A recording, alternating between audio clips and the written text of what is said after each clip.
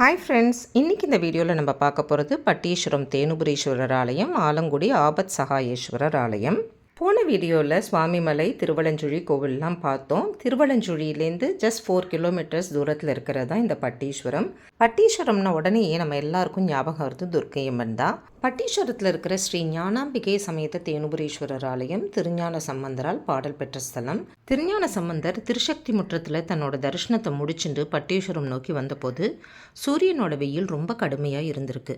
அவர் சிறு பிள்ளை ஆனதுனால அவர் நடந்து வரத்துக்கு ரொம்ப கஷ்டப்பட்டிருக்கார். இதை அறிந்து கொண்ட தேனுபுரீஸ்வரர் தன்னோட பக்தன் கஷ்டப்படுறது பொறுக்காம தன்னோட சிவகணங்கள்கிட்ட சொல்லி யாருக்கும் தெரியாம அவர் வர வழி முழுக்க முத்தாலான பந்தல் இட சொல்லியிருக்கார். வழி முழுக்க வெயிலே தெரியாம குளிர்ச்சியா இருந்ததை கண்டு அதிசயப்பட்ட சம்பந்தர் ரொம்ப சந்தோஷமா தேனுபுரீஸ்வரரை நோக்கி பதிகம் பாடிக்கொண்டே வந்ததை தான் தூரத்திலிருந்தே பார்க்கணும் அப்படின்னு சிவபெருமான் நந்தி பகவானை சற்று நகர்ந்து அமரச் சொன்னாராம்.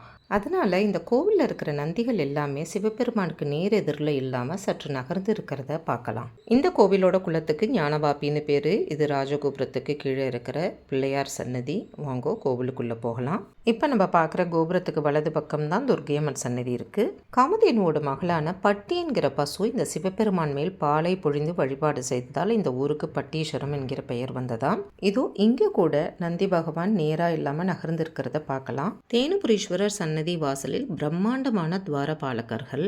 7ஆம் நூற்றாண்டில் சோழ மன்னர்களால் கட்டப்பட்ட இந்த கோவில் பிற்காலத்தில் நாயக்க மன்னர்களால் புனரமைக்கப்பட்டது. நாயக்க மன்னர்களின் மந்திரியாக இருந்த கோவிந்த தீக்ஷதரும் அவரது மனைவி நாகம்மையும் பட்டீஸ்வரம், கும்பகோணம், கும்பேஸ்வரர் கோவில் உள்பட ஏராளமான கோவில்களை புனரமைத்திருக்கிறார்கள். வாலியை கொன்ற தோஷத்திற்கு பரிகாரமாக ஸ்ரீ ராமபிரானும் இந்த கோவிலுக்கு வந்து சிவபெருமானை வழிபட்டு தோஷ நிவர்த்தி பெற்றதாக ஐதீகம்.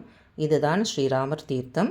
இந்த ஊருக்கு ரொம்ப பக்கத்தில் இருந்த கோவிந்தகுடிங்கிற ஊரில் தான் கோவிந்த தீக்ஷதர் வசித்து வந்ததால் தினசரி காலையில் இந்த கோவிலுக்கு வந்து தேனுபுரீஸ்வரரையும் ஞானாம்பிகையும் வழிபட்டு விட்டு தான் மற்ற வேலைகளை தொடங்குவாராம். இதுதான் ஞானாம்பிகை அம்மன் சன்னதி. இந்த சன்னதிக்குள் கோவிந்த தீக்ஷதர், நாகம்மை இருவருக்கும் சிலை வைக்கப்பட்டுள்ளது.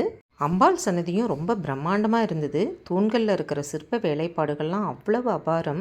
இங்கே தரிசனத்தை முடிச்சுட்டு அடுத்ததாக திப்ராஜபுரம் கிராமத்தில் நடக்கிற ராதா கல்யாணத்தில் கலந்துக்கணுங்கிறதுனால அவசரமாக கிளம்புற மாதிரி ஆயிடுது. அதனால இந்த சிற்ப வேலைப்பாடுகளெல்லாம் நிதானமாக வீடியோ எடுக்க முடியல. இதோ பசுமாடு பட்டி சிவபெருமான வழிபடுற சிற்பம். இந்த கோவிலில் இன்னொரு விசேஷம் என்னென்னா, நவக்கிரகங்கள் எல்லாமே அவர்களுக்கு உண்டான திசைகளை பார்க்காம சூரியனை பார்த்தபடியே அமைக்கப்பட்டிருக்கு. தேனுபுரீஸ்வரர், ஞானாம்பிகை 2 பேரையும் நல்லபடியாக தரிசனம் பண்ணிட்டு இதோ இப்போ நம்ம துர்க்கையம்மன் கோவிலுக்குள்ளே போகிறோம். இந்த துர்க்கையம்மன் 8 கரங்களோட சிங்கத்தின் மேல் காலை வைத்தபடி சாந்தஸ்வரூபியாக காட்சியளிக்கிறார். இவளை வழிபட்டு விட்டு சென்றால் எந்த காரியமும் தடங்கள் இல்லாமல் நடக்கும் அப்படிங்கிறது ஐதீகமாக. சோழ மன்னர்கள் எல்லோருக்கும் இந்த பட்டீஸ்வரம் துர்க்கை தான் காவல் தெய்வமாக. இங்கே அற்புதமான தரிசனத்தை முடிச்சுட்டு இந்த ஊருக்கு பக்கத்துலேயே சோழன் மாளிகை அப்படிங்கிற கிராமத்தில் இருக்கிற எங்களோட தோழி ஸ்ரீமதி லக்ஷ்மி அவர்கள் வீட்டுக்கு நம்ம இப்போ போக போகிறோம். இவங்க வீட்டுக்கு போகும்போதே ரொம்ப லேட்டாக எடுத்து நாங்கள் வரத்துக்காக ரொம்ப ஆர்வமாக வெயிட் பண்ணிட்டு இருந்தாங்க.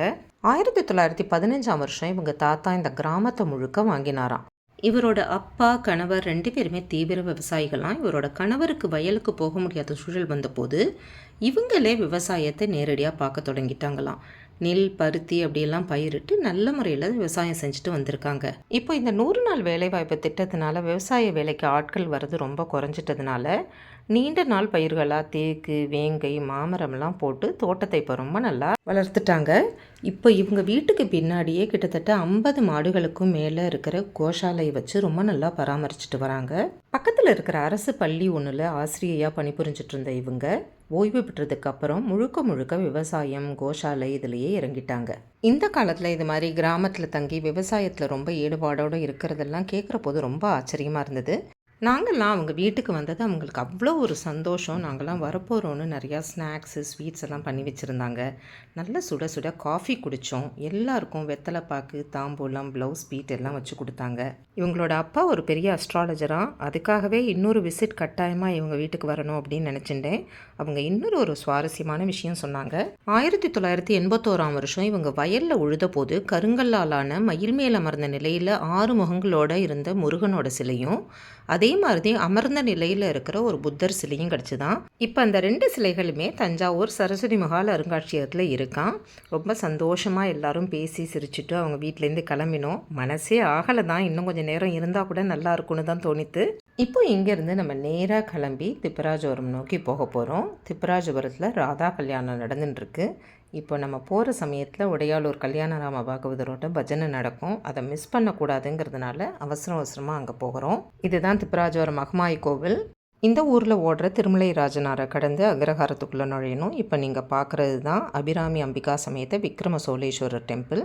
ஏதோ திப்பராஜபுரத்துக்குள்ளே நுழைஞ்சிட்டோம். இதே மாதிரி ஒரு அழகான வீடியோவில் திப்பராஜபுரம் பெருமாள் கோவில் ராதா கல்யாணத்தில் உங்களை சந்திக்கும் வரை உங்களிடமிருந்து விடைபெற்றுக் கொள்வது உமா வெங்கட். பாய்.